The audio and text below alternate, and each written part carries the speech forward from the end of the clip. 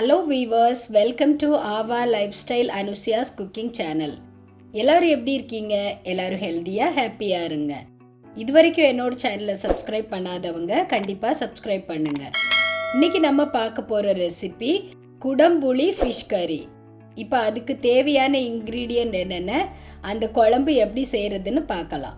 இந்த ஃபிஷ் கறிக்கு main ingredient குடம்புளி. அதுதான் நான் இந்த உங்களுக்கு காமிக்கிறேன். இதுதான் நாம் இந்த குழம்புக்கு புளிக்கு பதிலாக இந்த குடம்புளி தான் யூஸ் பண்ணுறோம். இப்போ அதை நல்லா வாஷ் பண்ணிவிட்டு தேவையான அளவு சுடு தண்ணி ஊற்றி நாம் அதை ஊற வச்சிடலாம். இப்போ இந்த குழம்புக்கு தேவையான மற்ற இன்க்ரீடியன்ட்ஸ் என்னென்னு சொல்கிறேன். சின்ன வெங்காயம் ஒரு 15 எடுத்து கட் பண்ணி வச்சுருக்கேன். தக்காளி 2, அதையும் நல்லா க்ளீன் பண்ணி கட் பண்ணி வச்சுருக்கேன்.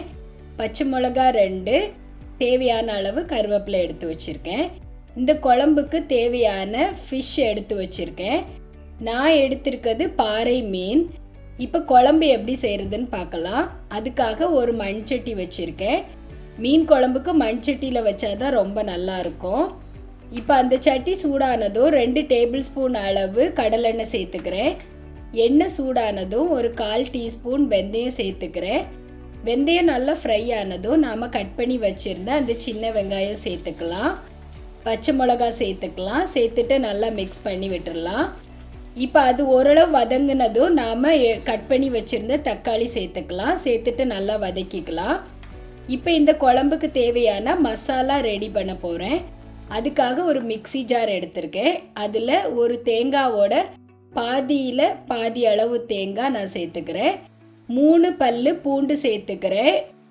மஞ்சள் தூள் 1/2 டீஸ்பூன், மிளகாய்த்தூள் 2 டீஸ்பூன், மல்லித்தூள் 2.5 டீஸ்பூன், ஒரு கையளவு சின்ன வெங்காயம் சேர்த்துக்கிறேன். பெருஞ்சீரகம் 1/2 டீஸ்பூன், சீரகம் 1/2 டீஸ்பூன், மிளகு 1/2 டீஸ்பூன், கொஞ்சமாக கருவேப்பிலை சேர்த்துக்கலாம். சேர்த்துட்டு இதை நல்லா நம்ம அரைச்சி எடுத்துடலாம். இந்த மசாலாவை இப்போ நல்லா ஃபைன் பேஸ்ட்டாக அரைச்சி எடுத்துட்டேன். இதே சமயத்தில் நாம் வதக்கின வெங்காயம் தக்காளி நல்லா வதங்கிடுச்சு. இப்போ நாம் அரைச்சி வச்சுருந்த அந்த மசாலாவை அதில் சேர்த்துக்கலாம். சேர்த்துட்டு நல்லா மிக்ஸ் பண்ணி விட்டுடலாம். இப்போ இந்த குழம்புக்கு தேவையான அளவு தண்ணி சேர்த்துக்கலாம். இப்போ இந்த குழம்புக்கு தேவையான அளவு உப்பு சேர்த்துக்கிறேன். சேர்த்துட்டு அதை நல்லா மிக்ஸ் பண்ணி விட்டுடலாம். அந்த மசாலாவும் தண்ணியும் ஈவனாக மிக்ஸ் ஆகிறது வரைக்கும் நல்லா மிக்ஸ் பண்ணி விட்டுடலாம். கொஞ்சமாக கருவேப்பிலை சேர்த்துக்கிறேன். இப்போ இந்த குழம்பு நல்லா பாயில் ஆகிடுச்சு. இப்போ அதை ஒரு வாட்டி நல்லா மிக்ஸ் பண்ணி விட்டுட்டு நாம் எடுத்து வச்சுருந்த அந்த குடம்புளியும் அதை ஊற வச்சு அந்த தண்ணியோடு சேர்த்துக்கலாம். சேர்த்துட்டு நல்லா மிக்ஸ் பண்ணி விட்டுடலாம். இந்த அளவு தண்ணி தான் நான் இந்த குழம்புக்கு சேர்த்துருக்கேன். இது நல்லா குக்காகி வரும்போது கரெக்ட் கன்சிஸ்டன்சி நமக்கு வரும். இப்போ பாருங்கள், இந்த குழம்பு நல்லா பாயில் ஆகி நாம் சேர்த்த தண்ணி பாதி அளவு நல்லா கம்மியாயிடுச்சு. இந்த டைமில் நாம் எடுத்து வச்சுருந்த க்ளீன் பண்ணி எடுத்து வச்சுருந்த அந்த மீனை சேர்த்துக்கலாம். மீன் சேர்த்தப்புறம் நல்லா அதை போட்டு கிளறக்கூடாது. மெல்லமாக அதை நல்லா மிக்ஸ் பண்ணி விட்டுடலாம். இப்போ நாம் இந்த மீன் குழம்புக்கு தேவையான தாளிப்பு ரெடி பண்ணிடலாம். அதுக்காக ஒரு தாளிப்பு கரண்டி வச்சுருக்கேன். அது சூடானதும் 2 டேபிள் ஸ்பூன் அளவு தேங்காய் எண்ணெய் சேர்த்துக்கிறேன். ஒரு 1/2 டீஸ்பூன் கடுகு சேர்த்துக்கிறேன். 1/4 டீஸ்பூன் வெந்தயம் சேர்த்துக்கிறேன். 1/4 டீஸ்பூன் சீரகம், 1/4 டீஸ்பூன் பெருஞ்சீரகம், 3 காஞ்ச மிளகா கிள்ளி சேர்த்துக்கிறேன். கொஞ்சமாக கருவேப்பிலை சேர்த்துக்கிறேன். ஒரு 2 சின்ன வெங்காயம் கட் பண்ணி சேர்த்துக்கிறேன். இப்போ இதெல்லாம் நல்லா ஃப்ரை ஆகிடுச்சு. இந்த டைமில் ஒரு 1/2 டீஸ்பூன் காஷ்மீரி சில்லி பவுடர் சேர்த்துக்கிறேன். இப்போ தாளிப்பு ரெடி ஆகிடுச்சு. அதை ஆஃப் பண்ணிடலாம். இப்போ பாருங்கள், ஃபிஷ் குழம்பு ஆல்மோஸ்ட் ரெடி ஆகிடுச்சு. எண்ணெயெல்லாம் பிரிஞ்சு வந்துருச்சு. இந்த நேரத்தில் ஒரு 1/2 டீஸ்பூன் வெந்தயத்தூள் சேர்த்துக்கிறேன். மீன் குழம்புக்கு வெந்தயத்தூள் சேர்க்கும்போது அது ஒரு வாசனையும் டேஸ்ட்டும் ரொம்ப நல்லா இருக்கும். அதுக்காக தான் சேர்த்துக்கிறேன். இப்போ பாருங்கள், மீன் குழம்பு ரெடி ஆகிடுச்சு. ஃப்ளேம் ஆஃப் பண்ணிடலாம். இப்போ நான் ஃப்ளேம் ஆஃப் பண்ணிவிட்டு எடுத்துட்டேன். அதில் நாம் தாளித்து வச்சுருந்த அந்த தாளிப்பை சேர்த்துக்கலாம்.